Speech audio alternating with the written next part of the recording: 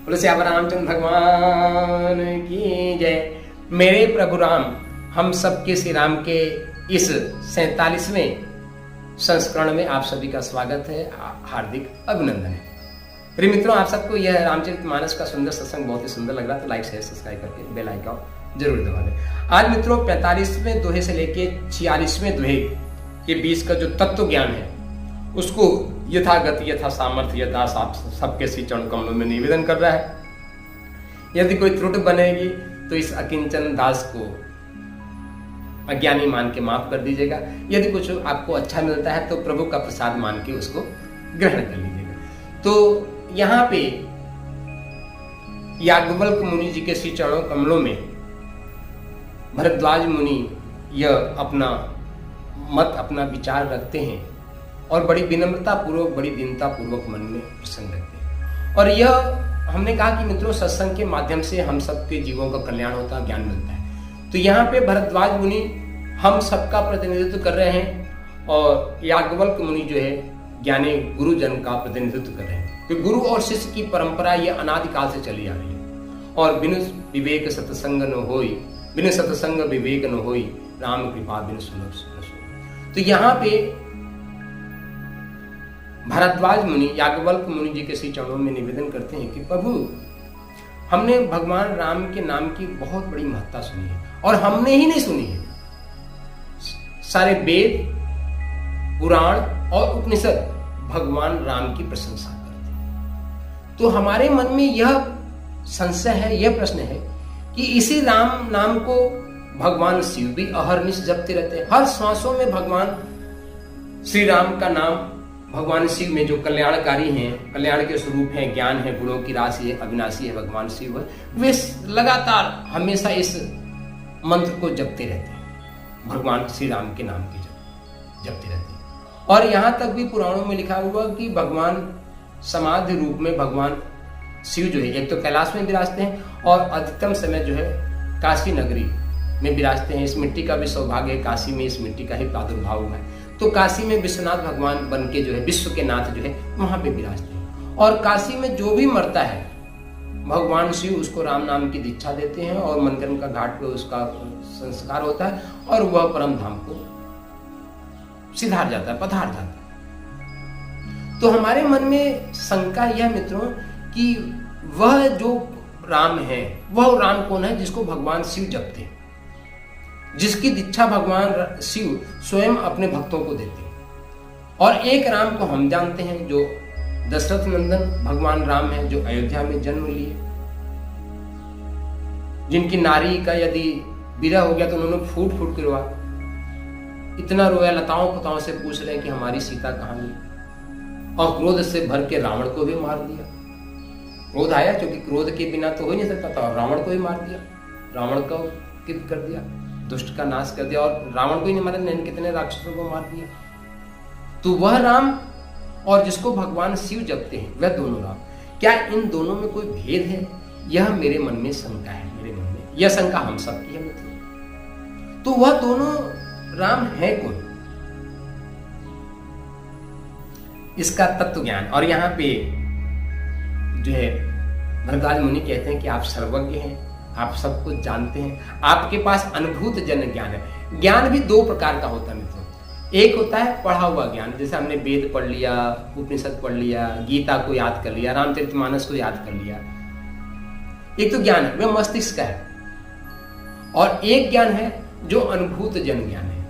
मित्रों इस दास को आप क्षमा कीजिएगा, मैं आपको बताऊं कि रटा हुआ जो मस्तिष्क का ज्ञान है ये आपके लिए सबसे बड़ा बाधक और आपके लिए सबसे बड़ा भयानक है। यदि आपने गीता याद कर ली है तो समझ लीजिए आपने अपने जीवन का सबसे बड़ा विनाश कर लिया है। यदि आपने रामचरितमानस की ढेर सारी चौपाइयां याद हैं तो आप सोचो कि आपने अपने जीवन का बहुत बड़ा नुकसान कर लिया। आप कहोगे ये बात बाबा जी पागल हो गए, क्या कह रहे हैं?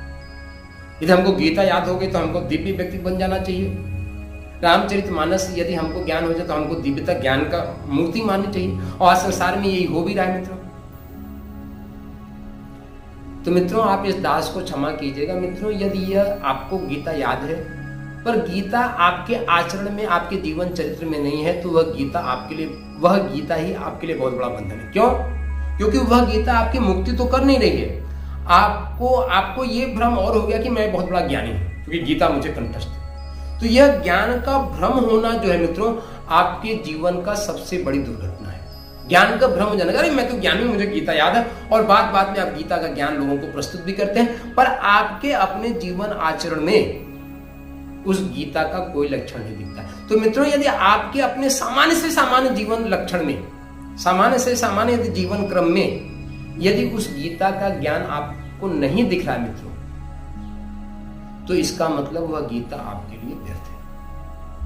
उससे आपके जीवन का कल्याण तो हो नहीं रहा, आपके जीवन का नुकसान और हो रहा है। वैसे ही रामचरितमानस है, राम की ढेर सारी चौपाइयां आपको याद तो है, याद है, पर वह राम की चौपाइयां आप करते नहीं हो और आप जो है अपने जीवन में उसको धारण नहीं करते हो, तो वह राम का जो है आप एक कहानी आपको एक उदाहरण से समझा।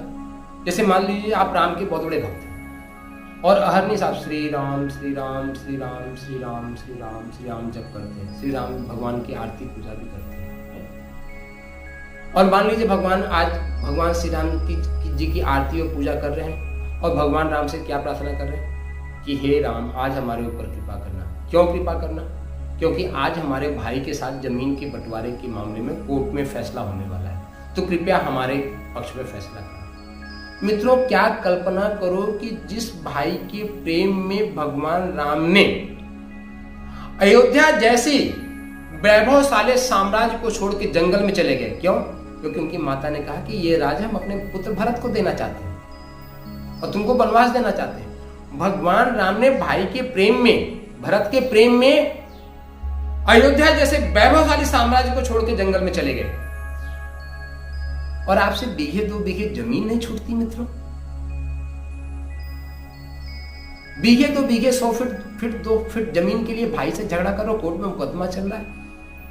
तो आप कल्पना करो कि आप भगवान राम को मानते हो कि नहीं मानते? क्या भगवान राम आपका कल्याण करेंगे? मित्रों, यह दास की विवेक बुद्धि कहती है कि ऐसी बुद्धि से भगवान राम आपका कभी इवन हो सकता है, यह इस दास का मत है कि भगवान राम आपको श्राप और दे दे कि तुम मेरे नाम को बदनाम कर रहे हो, मेरे नाम को अहरनिश जप करते हो और भाई से मुकदमा जमीन के लिए लड़ रहे हो, संपत्ति के विवाद में भाई के लिए फंसे हुए हो। क्योंकि आप भगवान राम के भक्त कहलाते हैं समाज में, संसार में, और लोग भी कहते हैं कि देखो भगवान राम का बहुत बड़ा भक्त बनता है, भाई से संपत्ति के लिए लड़ रहा है। उस राम ने जो वैभवशाली चक्रवर्ती साम्राज्य को छोड़ के और जंगल में चले जाते। तो मित्रों, भगवान राम के नाम को अपने मन में सांसों में बसाने का धारणा यह है कि उनके चरित्र को जीने का प्रयास कीजिए। यथा सामर्थ्य जहां तक बन पड़ता है आप करिए, अपना प्रयास पुरुषार्थ तो करते रहिए ना। और आप अपना प्रयास पुरुषार्थ करेंगे तो भगवान राम भी आपके ऊपर कृपा करेंगे, है? संसार में सब कुछ छूट जाए मित्रों, संसार में कोई ऐसी चीज है ही नहीं जिसको कि आपको धारण किए रहो तो आपका कल्याण हो जाए। पर संसार में सब कुछ छोड़ के भगवान राम के नाम को अपने जीवन में धारण करिए तो हम सबके आपके जीवन का कल्याण हो जाएगा। आपके मन में एक प्रश्न, एक जिज्ञासा उठ रही हो कि ये जो बाबा जी आप बोल रहे हो, क्या आप भगवान राम के जीवन को, चरित्र को अपने जीवन में जीने का प्रयास करते हो? मित्रों, 100% भगवान राम की सौगंध पूर्वक कहता हूं कि अपनी समझदारी के अनुसार, पूरी जिम्मेदारी के साथ, ईमानदारी के साथ और बहादुरी के साथ यथा सामर्थ्य जितना बन पड़ता है भगवान राम के चरित्र को जीने का प्रयास कर रहा हूं। और भगवान राम के श्री चरणों में यही प्रार्थना है कि भगवान अंतिम सांसों तक अपने नाम को बनाए रखना, कि अंतिम सांस निकले तो श्री के साथ श्वास जाए और राम के साथ श्वास बाहर निकल जाए। और इस आचरण से कोई ऐसी त्रुटि न बन पड़े ताकि यह जो वेश गुरु भगवान का दिया हुआ है, क्योंकि यह वेश गुरु भगवान से मिलता है, यह भारत की सनातन परंपरा है। गुरु भगवान से जो वेश मिला है इस पे कोई काला दाग नहीं लगता है। यही अपना प्रयास पुरुषार्थ है। बाकी लोग क्या कहते हैं मित्रों, लोगों को कहने की बातों पे मैं नहीं जाता। बस मैं तो अपने अंतःकरण की आवाज सुनता हूं कि मेरा अपना अंतःकरण क्या कहता है। तो यथा सामर्थ्य यथा प्रयास उस आचरण को भी बनाए रखने का प्रयास कर रहा हूं और अंतिम सांसों तक करता रहूंगा, अगले जन्मों तक करता रहूंगा। ये ऐसी ही प्रार्थना भगवान श्री राम चाहिए। तो यही भरद्वाज मुनि भी याज्ञवल्क्य मुनि जी के मन में प्रश्न करते हैं कि एक तो जो दशरथ नंदन भगवान श्री राम है, एक तो वे हैं, और एक जो राम है जिनको सूत्र रूप में, मंत्र रूप में भगवान शिव जप करते हैं, तो क्या एक ब्रह्म रूप राम में और दशरथ नंदन राम में दोनों में भेद है?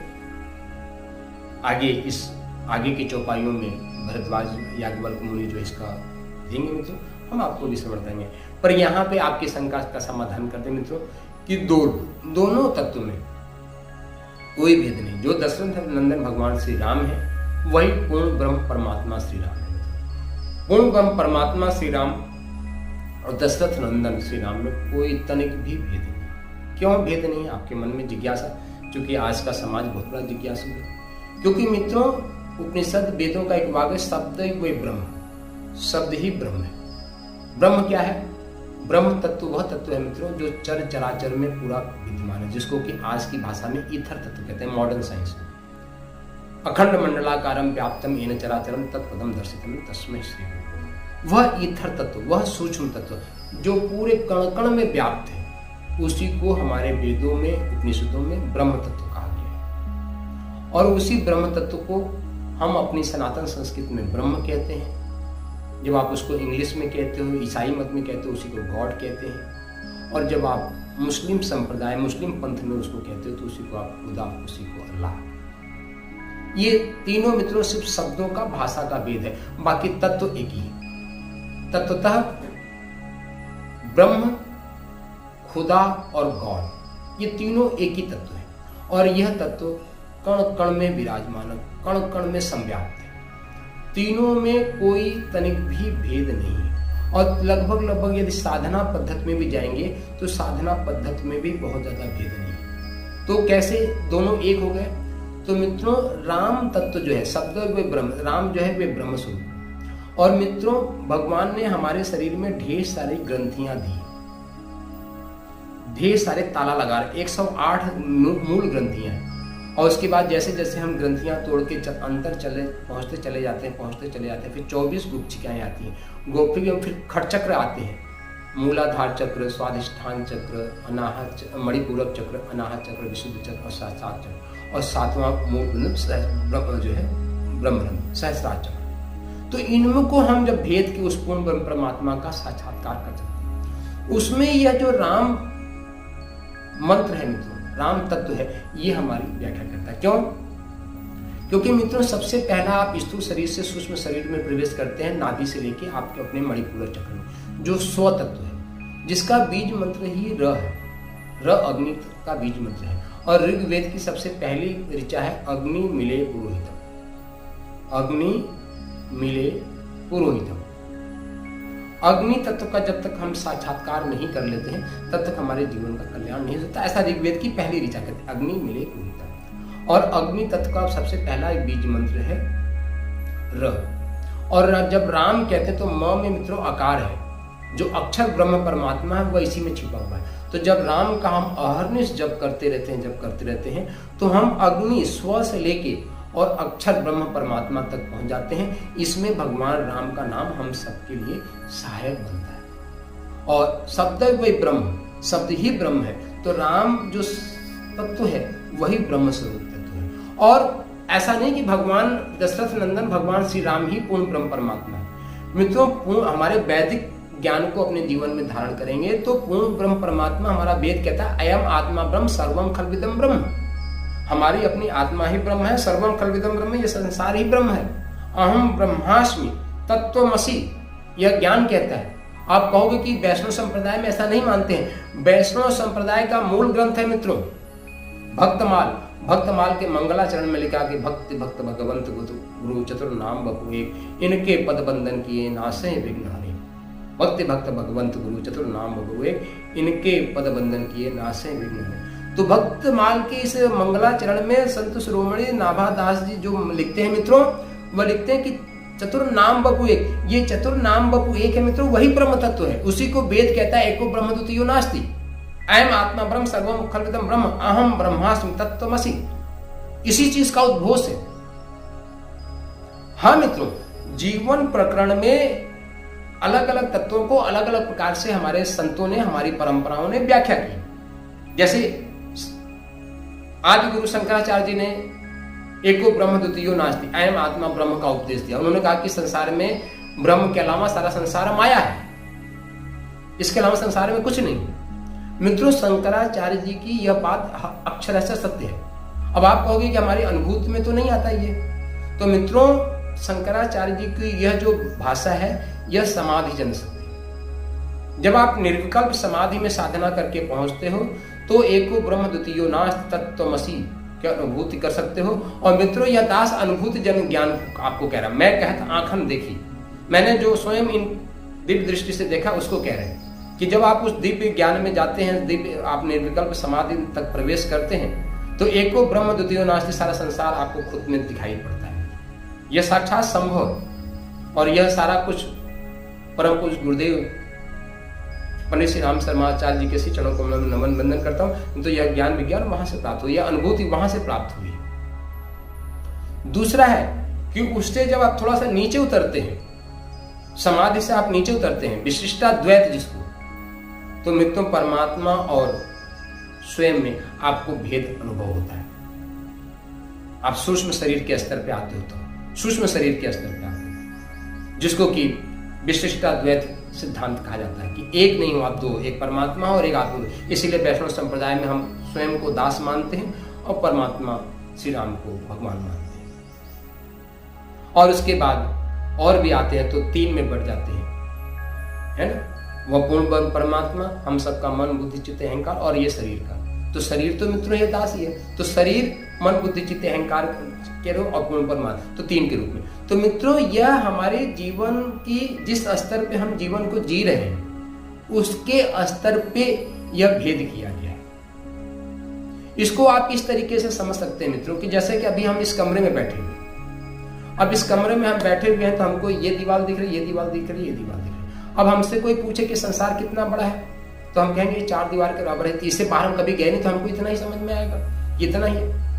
अब बाहर जो व्यक्ति है उससे मान लीजिए हमारा वार्तालाप हो रही है इस दरवाजे से, खिड़की, बोला नहीं नहीं संसार तो इतना बड़ा, इतने रंग बिरंगे फूल दिख रहे हैं, पेड़ दिख रहे हैं, पौधे दिख रहे हैं। हम कहेंगे अरे तुम बकवास की बात करो, ऐसा है हो ही नहीं सकता, और एक दूसरे का कुपड़ भंजन करें। और मान लीजिए व्यक्ति हमारे उसके बीच में तो कुपड़ भंजन चल ही रहा था, और एक व्यक्ति जो इस छत पे खड़ा है वे कह रहा है मुझे तो बहुत बड़ा विराट संसार दिख रहा है, इतनी बड़ी बड़ी ऊंची ऊंची अट्टकालिकाएं दिख रही, इतने बड़े बड़े महल, हजारों मकान दिख रहे हैं। तो नीचे जो बाहर खड़ा व्यक्ति है वे कह के कैसी बातें कर रहे हो, हमें तो 2-4-10 पेड़ दिख रहे हैं, और ये दिख रहा है, खेत दिख रहा है, जमीन दिख रहा है, इतना दिख रहा है, और हम कहेंगे ऊपर वाला ही बात बेवकूफी वाली बात कर रहे हैं। तो जो ऊपर छत पे खड़ा है मित्रों वह शंकराचार्य जी की बात है, एको ब्रह्म द्वितीयो नास्ति। पर वह तब आपको अनुभूत हो जाएगी जब आप निर्विकल्प समाधि में जाएंगे, वहां पे आपको अनुभूत उसको कर सकते हैं, एको ब्रह्म द्वितीयो नास्ति, उसको अनुभूत तक पहुंच सकते हैं। पर उस अनुभूत को आपको स्वयं साधना करके गुरु कृपा से आपको वहां तक पहुंचना होगा। दूसरा जिसको द्वैत सिद्धांत बोलते हैं, वह बाहर खड़ा हुआ वाला व्यक्ति मित्र, जिसको उतना दर्शन हो रहा है, वे कह रहा है कि हाँ हमको इतना दर्शन हो रहा है। और जो तीन स्तर पे जीता, शरीर मन और बुद्धि चित्त अहंकार और परमात्मा ग्रुप, वह व्यक्ति हमारे जैसा व्यक्ति कमरे में जो बैठा वो उसको उतना ही दिखा। तो मित्रों यह दृष्टि भेद है और हमारी साधना की, हमारी चेतना की अवस्था का भेद है। जैसे जैसे हम चेतना में ऊपर बढ़ते चले जाते हैं, हमारी ग्रंथियां खुलती चली जाती है और हम पूर्ण ब्रह्म परमात्मा का साक्षात्कार अपने इसी जीवन में रहते हुए कर सकते हैं। और मित्रों हमारे ऋषियों ने बहुत ही हमारे मित्रों सनातन संस्कृति में पूरा ज्ञान विज्ञान भरा हुआ है। यदि हम सही ढंग से नियमित क्रम से अपनी उम्र के अनुसार साधना करते चले जाते हैं तो हमारे वेद उपनिषद कहते हैं कि मित्रों 49 साल की अवस्था तक आप कोई भी व्यक्ति संसार में यदि उसका संस्कार प्रारब्ध है तो और गुरु कृपा गुरु का सानिध्य मिले तो वह जीवन में पूर्ण ब्रह्म परमात्मा का साक्षात्कार एको ब्रह्म द्वितीयो नास्ति जिसको बोल रहा है शंकराचार्य जी कहते हैं उसका अनुभूत कर सकता है, निर्विकल्प समाधि तक उपलब्ध हो सकता है। यह साक्षात्कार है। और कलयुग केवल नाम आधारा, सुमर सुमर नर उतरे पारा मित्रों। और कलयुग तो इतना आसान है मित्रों कि इसमें सिर्फ भगवान श्री राम के नाम का ही अवलंबन ले लेते हैं तो आप उस निर्विकल्प समाधि तक पहुंच सकते हैं। सिर्फ भगवान श्री राम के नाम का आश्रय लेने मात्र से आप उस पूर्ण ब्रह्म परमात्मा तक पहुंच सकते हैं। बस सच्ची निष्ठा, सच्ची श्रद्धा, सच्ची निष्ठा कि आप हर श्वासों में अपने भगवान श्री राम को नाम को बसा लें और नाम के आचरण में बता के यथा सामर्थ्य भगवान राम के जीवन का अनुकरण करते हुए आप मित्रों कल्पना करो यदि पूर्ण ब्रह्म परमात्मा से निर्विकल्प भगवान श्री राम होते तो क्या भगवान श्री राम के आचरण को अपने जीवन में उतारे? भगवान श्री राम के पूरे जीवन से मित्रों भगवान श्री राम के जीवन का हर आचरण हमको अनुकरणीय होता है। अनुकरणीय जैसे सबसे बड़ा अनुकरण क्या है कि हम सबको अपने माँ बाप का हमेशा आज्ञा का पालन करना चाहिए। आप सोचो कि कैकेयी जो सबसे ज्यादा प्रिय थे भगवान श्री राम को, कैकेयी ने अपने पुत्र वश के मोह में आके कहा कि आप वन गमन। भगवान राम ने एक पल के लिए भी नहीं सोचा कि हम नहीं जाएंगे, इतने बड़े वैभवशाली साम्राज्य को छोड़ के हम क्यों जाएंगे। उन्होंने सहज स्वीकार किया कि हम जाएंगे, संसार को जाएंगे। पत्नी से सबसे ज्यादा प्रेम लोगों को होता है। एक धोबी आके यह कह देता है कि आपकी पत्नी तो इतने वर्षों बाहर रह के आई, आप कैसे स्वीकार कर लेते हैं? मैं अपनी पत्नी को स्वीकार नहीं करूंगा। समाज में मर्यादा को कायम करने के लिए उन्होंने पत्नी को महर्षि वाल्मीकि में आश्रम में छोड़ा है। इसके दूसरे तथ्य भी है, दूसरे तत्व भी है। मतलब यह एक तर्क है, क्योंकि किसी विषय के कई तथ्य और कई तर्क हो सकते हैं मित्रों। दूसरा तर्क है कि लौकुश जैसे दिव्य चेतना का अवतरण होना था और दिव्य चेतना का अवतरण, उसका पूरा पोषण किसी दिव्य वातावरण में हो सकता है, संसार का, समाज का, राजकाज का। इसीलिए लौकुश की चेतना पूर्ण रूप से विकसित हो सके, इसलिए ऋषि आश्रम में भेज देते हैं। और आज हम भी चाहते हैं कि भारत में यदि भारत की पुनः परंपरा को है तो हमारी गर्भवती माताओं को ऋषियों के आश्रम में ही रहना चाहिए, जहाँ पे जब तब सब कुछ हो। आपके समाज में, आपके मन में ये सुन के हमारी बात को अलग रहा कि बाबा जी क्या बक रहा है। मित्रों सच्ची बता रहा,